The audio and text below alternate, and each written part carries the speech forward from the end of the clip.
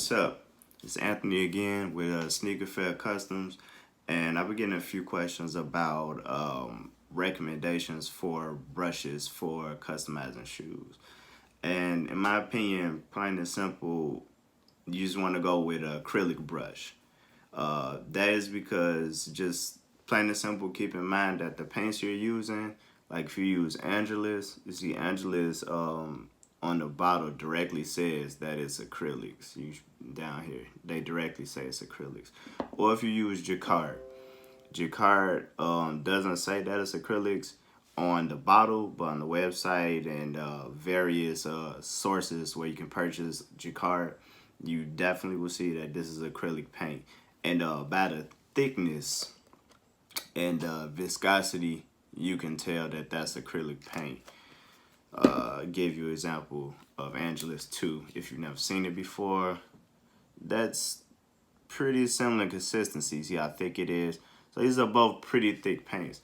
So you want to stick to an acrylic brush, or if for some reason you go to pick up brushes and you cannot find a brush that says acrylics, like you see brushes that say they're for all different mediums, those are good as well, because the other recommendation, if you can't find brushes that directly say acrylics, is synthetics. So when the brush says for use with all mediums, which is watercolor, oil, and acrylic, that means that those brushes are synthetic. Why I recommend acrylics and or synthetic brushes is because they can handle the chemicals that are in the paint composition, and the brushes generally take a better beating than like a watercolor brush. So if you're not really like versed and you're still developing your skills when it comes to painting or customizing shoes, synthetic and an acrylic brush is better because they'll stand up to you learning how to apply pressure and how to use the paints properly. So this brush right here is a watercolor brush. I use watercolor brush for watercolor paintings, and you can see like this brush is really soft, and it almost looks like kind of like a makeup brush or something like that. So this is real soft. That, and it's also made from animal hair. That allows this brush to absorb water. So just like a watercolor paint needs, you need to absorb the water. So this is really soft as opposed to an acrylic brush. This one's a little beat up. I've been using it for a long time. So this brush is synthetic, and this is an easy way to tell if it's a synthetic brush if it has white hairs. Those are synthetic, so that's a clear giveaway that you're going in the right direction when you buy brushes. So this brush is a little stiffer than, and it can take, see, it's like taking like I'm basically abusing the brush at this point, but it takes a beating. So you want to go with these kinds of things also because they handle the viscosity, so the thickness of the paint a lot better. With a brush like this, a watercolor brush is going to absorb the liquids out of an acrylic brush. So the flow will be way different with a brush like this. You want to use an acrylic brush to where it won't absorb those liquids, and it'll allow you to paint so much smoother when it comes to your customs. Because as we all know, or maybe you don't know, when you paint a custom, you don't want those lines showing. It takes away from the professionalism and the overall appeal of your shoes. So you want a brush, again, that does not absorb those liquids, because that's where you'll start to get those brush marks. Also, a big difference between using an acrylic brush versus a watercolor brush is drying time. So if the liquid and the fluidity of the acrylic brush will be different from the watercolor brush. So the difference will show up in drying time, So if you use a watercolor brush, it's going to absorb the liquid, the fluid composition of that paint. Therefore, that paint is going to dry so much more faster. Now, you may think like, oh, well, that's a good thing because I can work faster. But you're also, when it comes to like these paints, you may not be aware, but the binders and your acrylic leather paints are designed to aid the process of bonding with the leather better. Like these paints are specifically made in a certain way, the chemicals and the consistency of the chemicals, so that they adhere to that shoe best.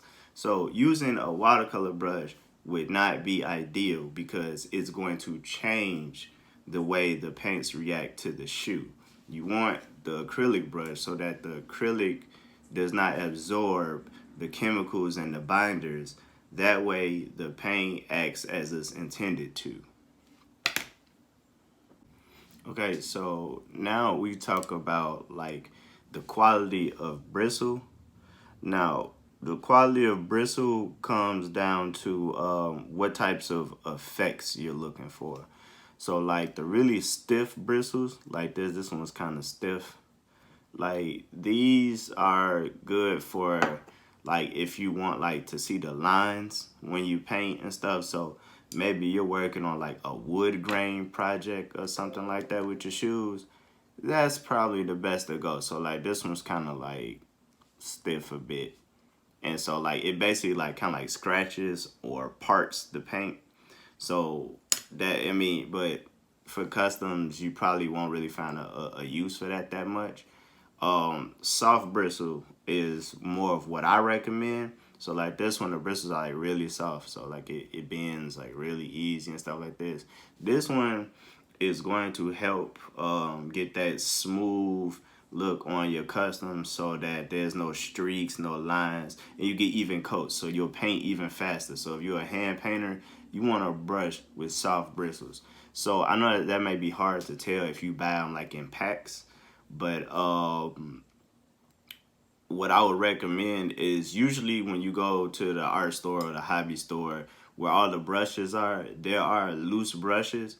Those are usually the same as the ones in the packs. So like get a feel for them, feel the consistency, see if it's stiff, if it's spongy, like it bounce backs, it's real stiff or it's real smooth. And then you can go over to where they have the packs and buy the ones in the packs. But you definitely want a brush that is smooth, and buy yourself one or two of the stiffer brushes so that you can work on wood grain effects or grass if you want to work on those projects. Or if you're not really sure, you're not really comfortable with that, the easier thing to do is to just buy a fan brush so you can get those wood grain effects or that grass effect.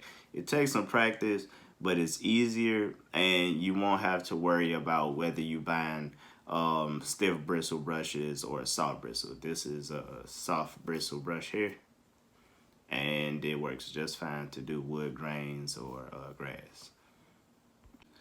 So since we're talking now about like the effects and things like that, we can talk about the actual types of brushes. Types of brushes I recommend, there are a few, not too many. The first I would start out with is I recommend a flat.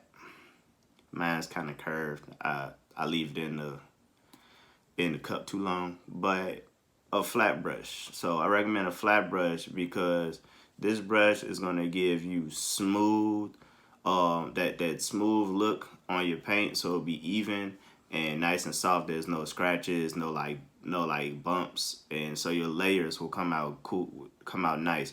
So basically, in the end, you'll have a finished product and you'll be able to paint faster because your layers will be even. It lets you get those long, like even strokes. So you can go, and you also turn them on the side, so you can turn it to this side or this side, and you can get a nice crisp line if you need to. So like you're working in like those tight spots around the shoe, like in the toe box or on the side panels. If you using like a really detailed sneaker, like Nikes with the where the check is, you can get around the check real smooth, fill that in, or like Adidas, like in the stripes. So this is really good for that. And again, this is a flat, so flats come in different sizes. Some of them are like way wider, some of them are like thinner than this one. But a flat is a brush you can identify by basically being like straight up and down. So the next brush I recommend is a round. So these are both rounds. One's a little different. So this one makes like a bigger mark than this one does. But rounds come in two different styles. So there's a round that the tip is round, like it's like blunt. And then there's these where the tip is like sharper.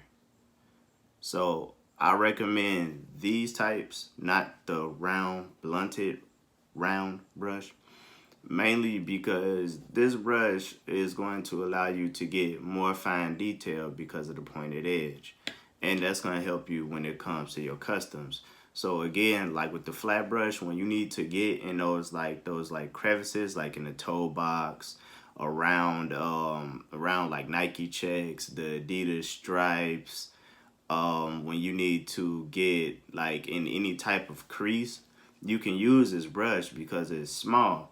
And what I like about this brush also is that once you get comfortable with your brushes and you understand them better, you can alter the amount of pressure you add, which changes how big and how thick the lines get.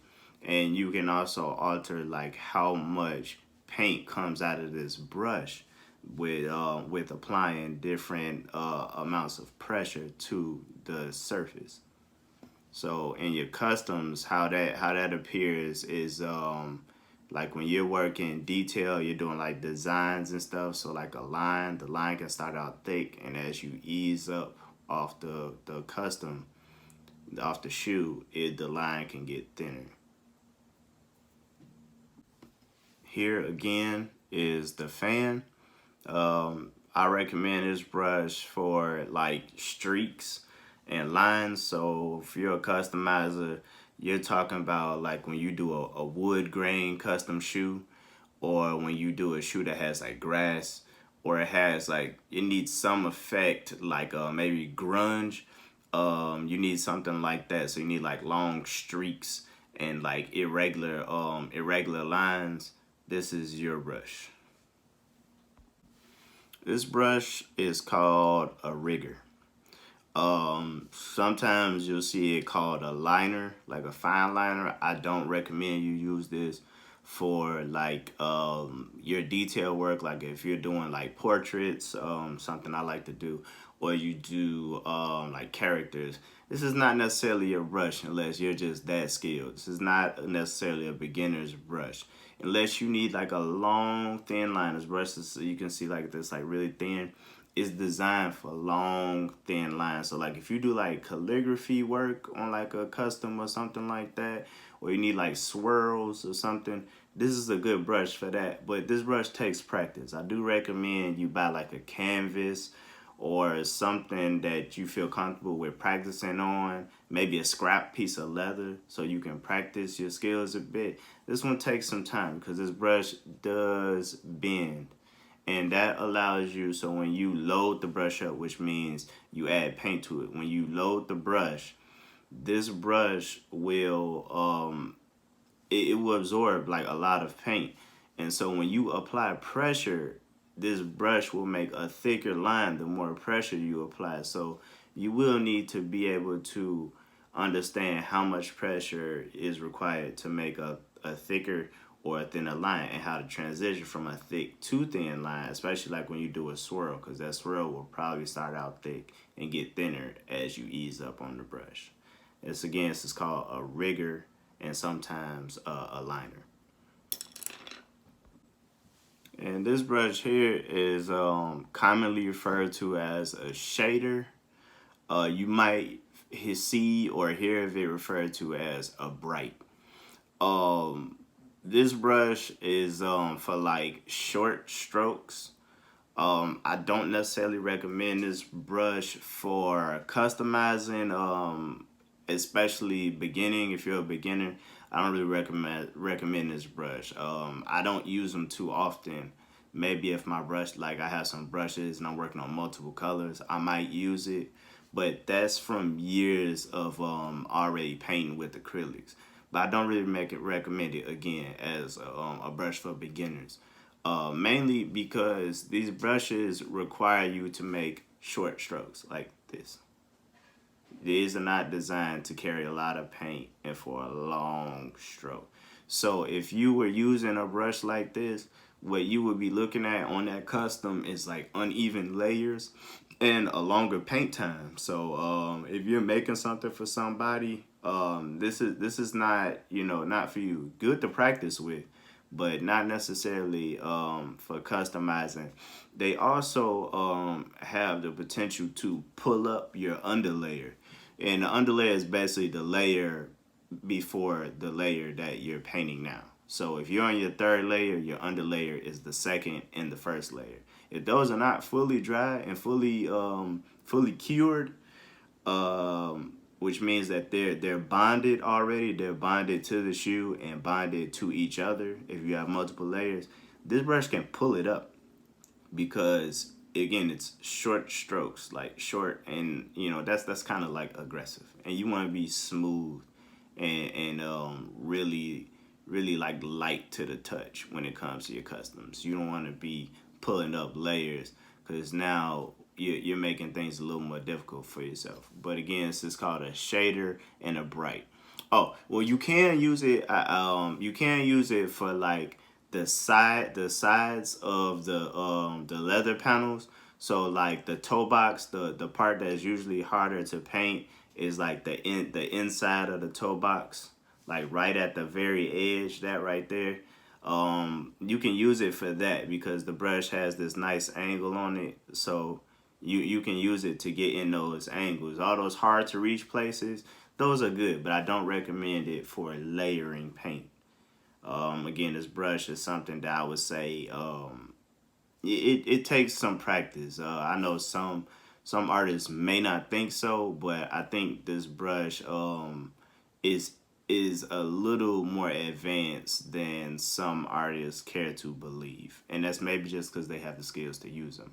But as a beginner, again, I think you should practice with this brush before you go to using it for your serious projects. Okay, so that was about all I have when it comes to like some recommendations for beginners when it comes to brushes for customizing shoes. Did I answer your questions? If not, give me a comment, give me a direct message. Don't forget to like and subscribe. Yeah, that's pretty much it. So again, hit me up. I'm always available. Thank you for watching. I'm Anthony from Sneaker Fair Customs. Peace.